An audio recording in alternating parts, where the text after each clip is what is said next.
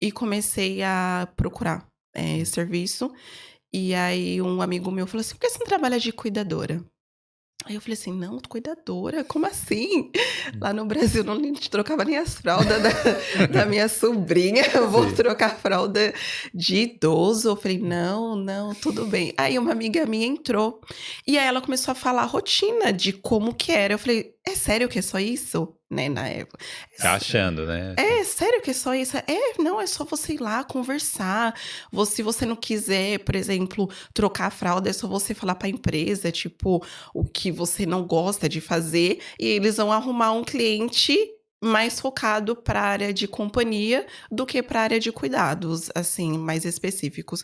Eu falei assim: "Legal". E o salário era bom, né. Hum. Aí eu fui. Quando você entra como cuidadora, mas você já é enfermeira, é óbvio que eles vão direcionar você para clientes mais complicados, Hum. que precisa de mais cuidados, vamos dizer assim. Mas também eles pegam pessoas que querem o emprego, porque a demanda é muito grande aqui de para cuidador. A própria rotatividade também deve ser alta, né. Exatamente, muito, muito alta. Então eles pegam pessoas que não têm experiência como cuidador, eles dão curso, treinam, e aí de acordo com, você chega, eles vão falar assim: "Ah, beleza, então você vai pegar clientes assim", e aos poucos com a sua experiência, eles vão aumentando a dificuldade, vamos Aumentando o dizer assim. level. Exato. E assim, todo a o os cursos, você não precisa ter nenhum curso preparatório prévio, né, para isso. Para cuidador, É. sim, precisa. Não, mas a própria empresa dá, não é isso? Ou não? Tem empresas que sim, Hum. que eles dão curso, mas é assim, né, eles deduz Do do seu seu salário. do salário. Mas dá para você fazer esse curso à parte, tem até online agora, antigamente não tinha. Mas naquela época, voltando um pouquinho, não precisava de curso. Então se você falava assim: "Olha, eu cuidei do meu avô e da minha avó", ou qualquer situação de cuidados, eles olhavam e falavam assim: "Ah, acho que tem jeito, então você estava meio que Você sabe. efetivada". Mas aí depois Entendi, de um período eles, foram obrigados a ter um curso específico para ser cuidador. entendi. E como é que era, assim? Porque eu pergunto isso pra muita gente, às vezes a pessoa tem gente que interpreta errado, mas Hum, é normal. Você tinha um trabalho de escritório, né, no Brasil, no banco e sim. tal. Trabalhar aqui trocando fralda às vezes, né, sei lá. Às É, vezes, todo dia. é. É. Tipo, o que que você achou? Você falou assim: "Ah, faz parte da experiência, faz parte do desenvolvimento", ou você pensou em desistir logo de primeira? Não, nunca pensei em desistir. Hum. Eh, Sabe aquela situação quando você tá no intercâmbio, você tem que ter dinheiro pra estar aqui. Então, independente de, você trabalhava no banco, toda no salto e agora tá fazendo isso aqui, vamos dizer assim, né, trocando fralda de idoso, eu estava ganhando meu dinheiro, esse dinheiro estava sendo útil para eu juntar e pagar minha renovação. Então para mim era isso que importava.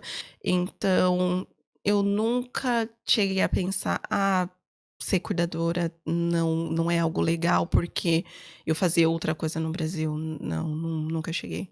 Já Isso. pensei a desistir pela questão de locomoção e tal, mas não pelo trabalho em si. No início, eu ia em casa dos clientes de bicicleta, pegava o Dublin Bike e ia indo de casa em casa, né. Difícil. Na época não tinha scooter, era bem, assim, complicado. Então, eu ia a empresa ela tenta fazer uma rota de clientes perto um do outro para você não demorar tanto no percurso e não ficar muito tempo parado. Então, era como posso dizer? Eu tem de casa em casa, mas também eu já trabalhei já em nursing home, que é casa de idosos. E deve ser melhor, né, pelo menos fica todo mundo ali no mesmo lugar ou não? Eu achei bem mais duro o trabalho, sabe, porque na casa de quando você vai na casa do cliente, você tem 1 hora pra ficar lá, vamos dizer assim, 1, 2 horas, vamos dizer assim. E aí depois você sai pra rua, tem o seu momento, pelo menos se for aqueles 10 minutos de trânsito entre um cliente e outro.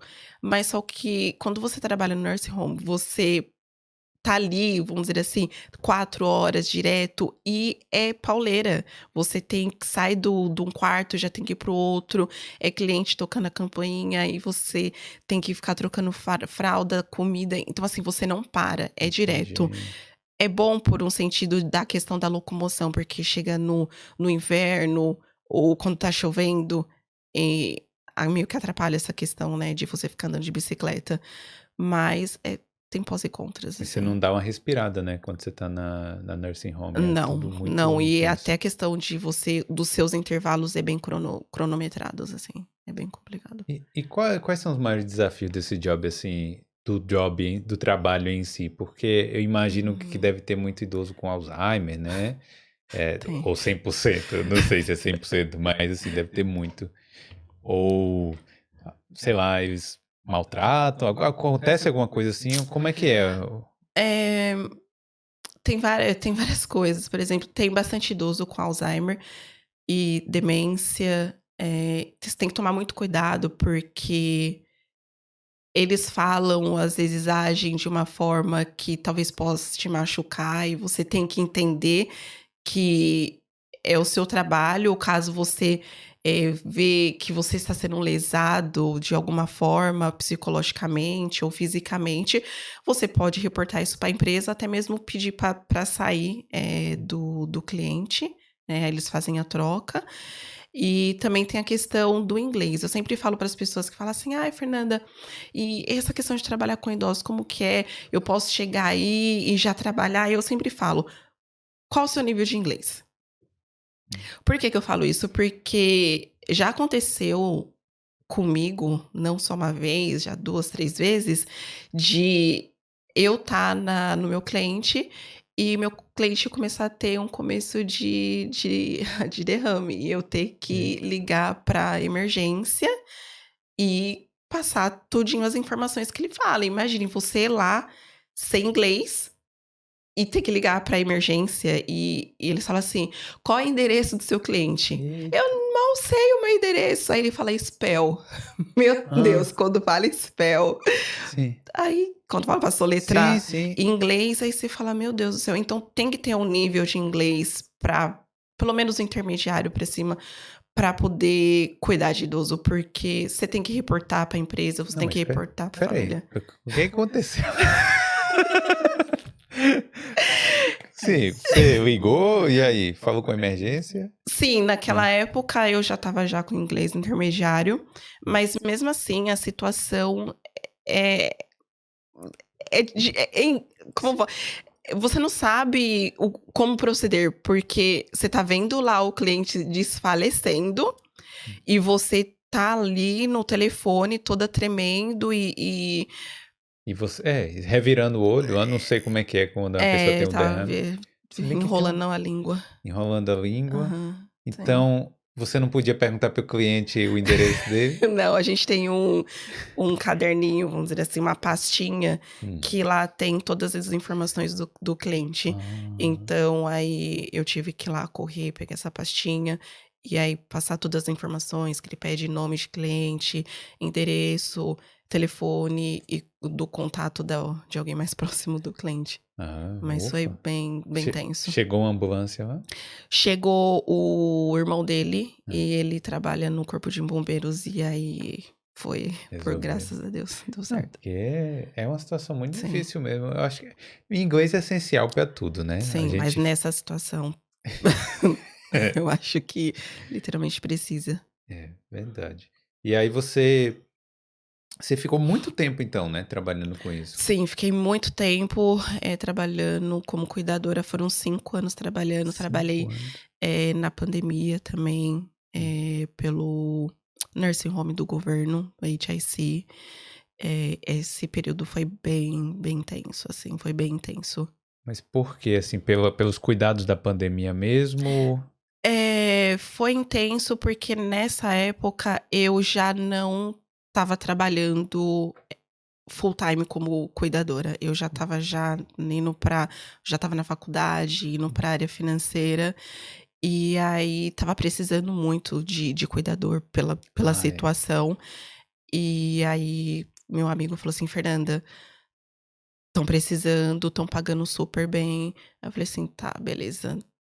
Tudo bem, tem toda a questão, tipo, pagar bem, a pessoa: "Nossa, mas só foi por causa que tá pagando bem", mas eu não estava, tipo, mais na área, eu já tinha um serviço, vamos dizer assim. Mas eu falei assim: "Cara, se estão precisando, por que não ajudar?". Eu sempre falo que uma vez cuidadora, sempre cuidadora, porque eu fiz os cursos, né, pra ser, cuidadora, então eu posso trabalhar na área quando eu quiser, vamos É, dizer assim. e realmente seu trabalho tem uma certa função social, né, Sim, também, que é muito, uma coisa muito importante, né. muito, muito, muito. Eu acho que muita gente, hum, acho que você pode falar melhor do que eu aqui, mas assim, essa cultura que os brasileiros têm de: "Ah, vamos cuidar dos pais até, sabe, até morrer mesmo ali e tal", aqui é menos, né. Não, aqui é raro, é muito raro. Acho que dá pra contar nos dedos quantos idosos, assim, tinha a família bem próxima. Eu digo bem próxima, assim, de estar indo todo final de semana, ou até mesmo, ir lá levar janta ou ligar todos os dias. É bem raro disso acontecer. Você vê muitos idosos aqui morando sozinhos em situações extremas, precárias e de questão, assim, de limpeza, assim, bem complicadas. E foi uma das coisas que eu questionava, eu falava assim: "Nossa, mas é normal isso?". Infelizmente ou felizmente, não sei, é normal, assim, ter essa questão de a família não estar muito ligada a aos idosos, assim, bem É. complicado. E a demência e o Alzheimer tem índices altíssimos aqui, Muito, né. Eu não sei muito. por quê, eu acho que é alguma coisa ambiental. Talvez falta de vitamina D. Ou então a gente tá lascado também, né, porque Cuidado, vai hein. Tá acontecer, né. tomando sua vitamina D.